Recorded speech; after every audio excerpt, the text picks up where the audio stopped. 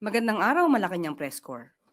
Health sector ng bansa nakatanggap ng mataas na pondo para pangalagaan ang kalusugan ng bawat Pilipino. Bilang aksyon ni Pangulong Ferdinand R. Marcos Jr. sa hangarin na mabantayan ang kalusugan ng taumbayan at tiyaking walang Pilipino ang mapag-iiwanan sa serbisyong pangkalusugan, nakatanggap ang health sector ng pinakamalaking pondo nito sa kasaysayan ng Pilipinas na umaabot sa 448.125 billion pesos. Malinaw ang mensahe ni Pangulong Marcos Jr. Tiyakin na abot kaya, maayos at dekalidad ang healthcare para sa lahat, lalo na sa mga nasa kasulok-sulukan ng bansa mula Luzon, Visayas at Mindanao.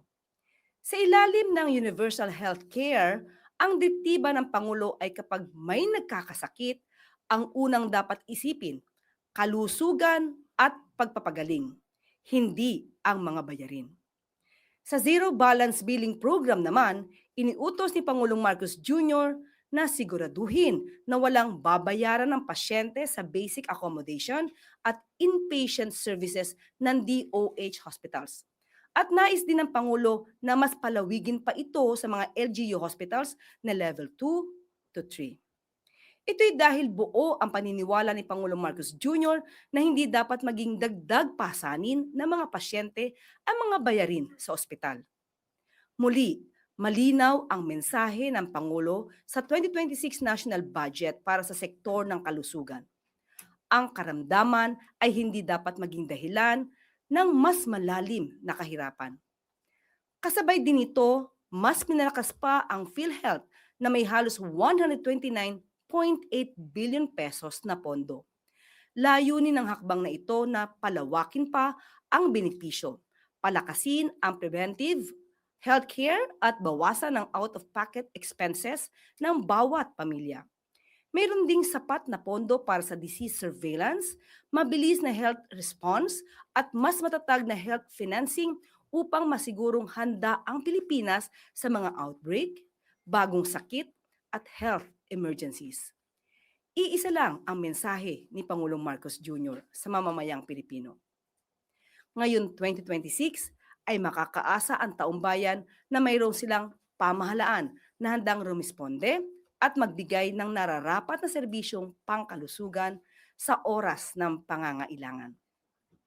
Ang maayos, matino at maaasang serbisyong pangkalusugan ng gobyerno ay karapatan na dapat tinatamasa ng bawat Pilipino. Dahil sa bagong Pilipinas, angat ang kalusugan ng bawat mamamayan.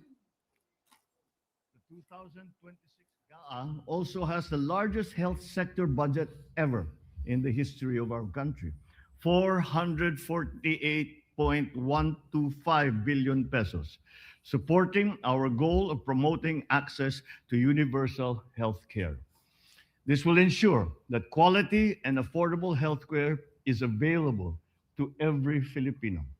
1 billion pesos has also been allocated to the Department of Health's Universal Healthcare Fund for this zero balance billing program in local government hospitals as well, covering inpatient services in basic accommodation.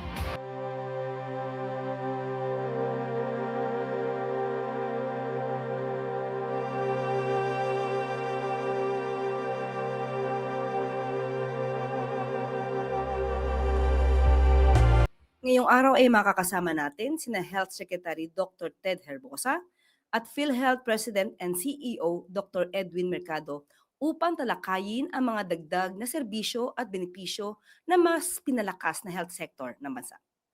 Magandang umaga po sa inyo. Magandang umaga. Morning po. Magandang umaga, Yusek Claire. Unang-una, gusto ko magpasalamat sa ating presidente. Even during the NEP, the National Expenditure Program, third highest budget na ang health.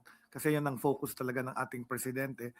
Ang paigtingin ng kalusugan, ma-implement ang universal health coverage. Ang ibig sabihin po niyan ay magkaroon tayo ng access at equity. So lahat ng Pilipino magagamot ng hindi sila mababankrupt. Kasi ang number one cause ng bankruptcy in Filipino families is a member of the family getting sick or hospitalized, either to a heart attack or a stroke or some serious illness like dialysis. With the budget 448, na fulfill yung predictions ng health economists. The health economists way back since 2019 when the UHC law was passed had predicted that we needed about 450 billion annually to maintain universal health coverage. So yung zero balance billing, yung may access sa mga primary care centers. So we've actually achieved that in 2026 budget. Ang maganda pa dito, this is a 73% increase of the whole DOH-wide budget. About 40% increase from the NEP. So tumaas pa sa hiningi ng DBM na budget for health. And then 19% increase on a year-on-year. So ang laki nun, 20% increase. So this is the highest jump. If you look at the graph, unti-unting tumataas yung budget ng health from nung USEC ako, nasa 100 billion lang yan. Ngayon, nasa 448, almost half a trillion. Ang mga importanteng provisions na nakita ko na maganda na dinagdag ay yung 1 billion fund additional to each specialty hospital. So yung heart center, lung center, children's at saka kidney, dinagdagan ng 1 billion for each for their operating expense. Malaking tulong ito sa mga nagpapagamot dito na gustong magka-zero balance billing, especially yung mga complex medical procedures doon. Pangalawa, nagkaroon din tayo ng additional fund called 1 billion for the expansion of the zero balance billing sa local government unit-run hospitals. Dati po kasi, last year, 2025, in-implement natin starting July, yung zero balance billing in the 83 Department of Health hospitals in all 17 regions of the country. Very, very welcome yun. Madaming nagpasalamat na pag sila ay nasa basic accommodation, wala na silang babayaran kahit magkano. And we have paid as much as 2.7 million in terms of funds for patients na discharge. Almost 1 million na ang na-serve servisyohan ng zero balance billing program ni President Marcos. Also, nag-usap kami with the President just before the end of 2025 at tinanong niya sa akin kung anong dapat focus ng health department. I focused on 3. Number 1 is nutrition. A good nutrition will lead to a healthier population. This is for investment in the Filipino people. So yung nakatalaga para sa Department of Health ay yung tinatawag na first 1,000 days mula sa pagbubuntis hanggang sa age 2 years. Ang pangalawa, yung DSWD during the preschool at yung DepEd, meron namang feeding program during the school. So nutrition is number 1. Pangalawa, yung immunization. In fact, meron kaming program on January 19 wherein we will start the measles, rubella supplemental immunization activity. Pero gusto ko natin mabakunahan lahat ng bata with all the vaccines na kailangan nila. At pangatlo, yung primary care. Yun yung sinasabing access to healthcare. Yun yung bukas centers natin wherein communities can now go to a doctor and have laboratory testing na wala ring bayad at magkakaroon ng chronic disease. Papaliwanag din siguro ni President Edwin Mercado ng PhilHealth yung gamot program na mabibigay na yung chronic medicine. So we will prevent people from getting to the hospital. We will prevent them from getting zero balance through better primary care. So yun yung tatlo, nutrition, immunization, and better primary care for all. So pinakahuli, I think ang most important, yung provision section 19. Section 19 of the General Appropriations Act says na bawal na ang politiko.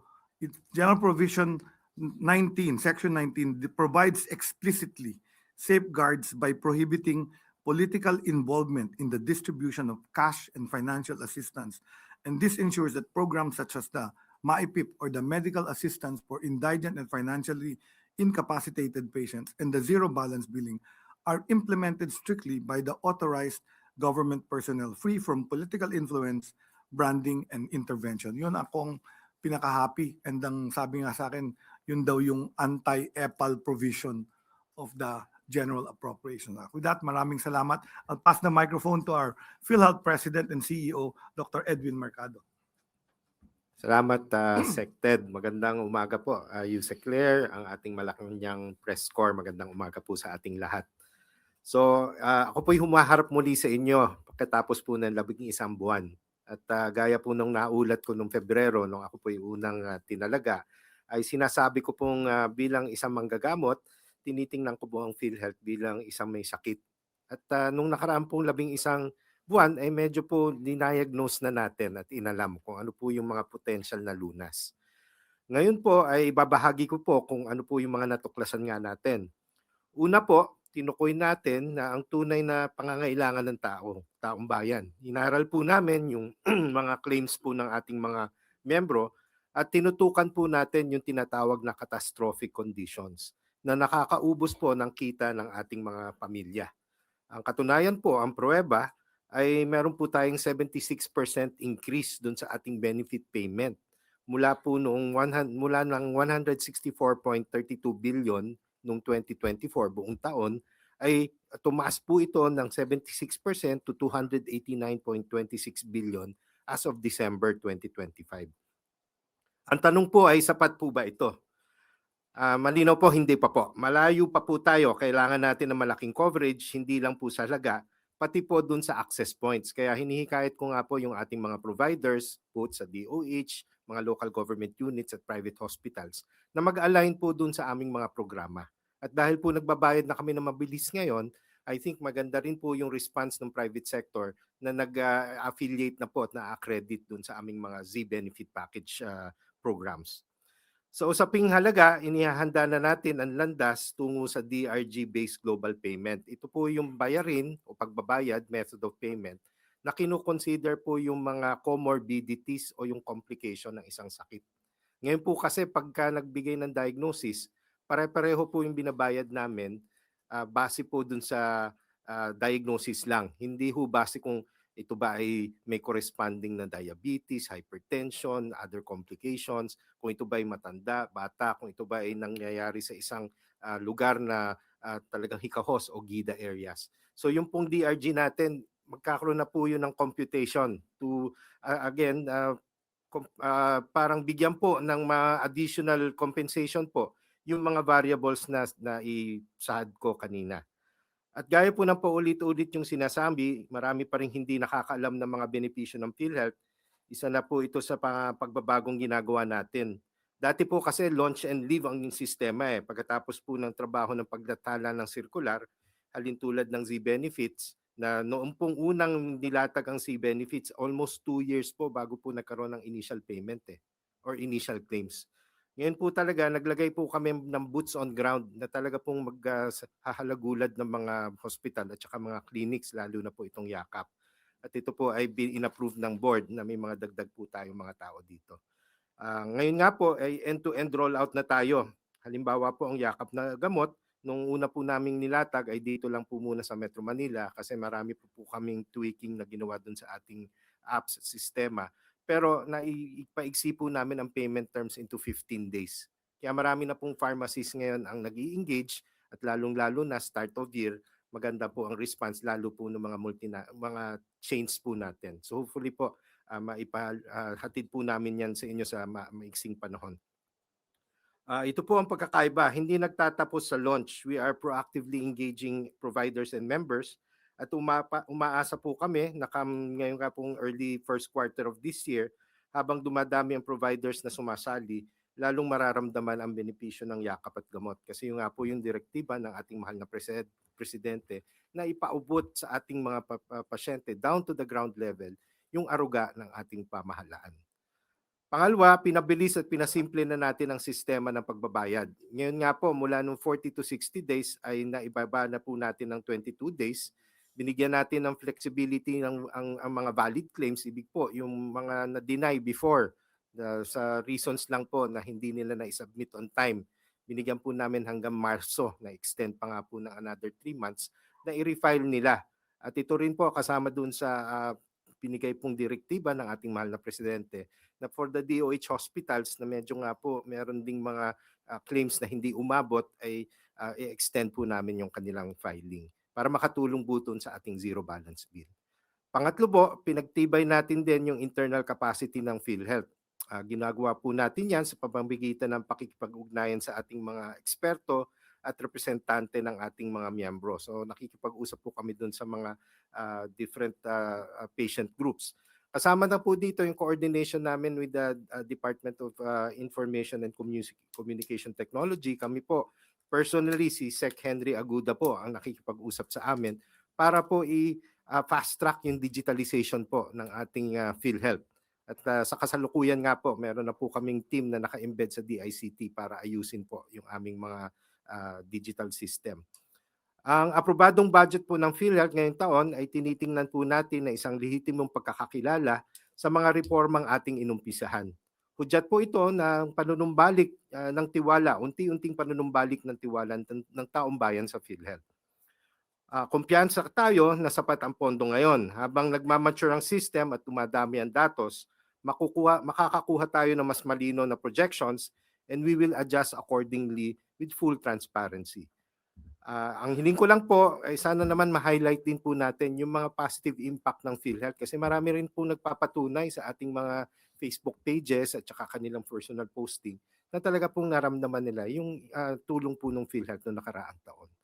Kaya po sa mga provider naman, ang hinahikayat ko, handa na po ang sistema, sapat na po ang pondo, mas malaki na po ang coverage, mas mabilis ang bayad, pero kailangan po natin ng pakikiisa. Kasama na po dyan yung mga doktor natin at ating mga hospital. Magtulungan po tayo. Yun lang po. Thank you very much.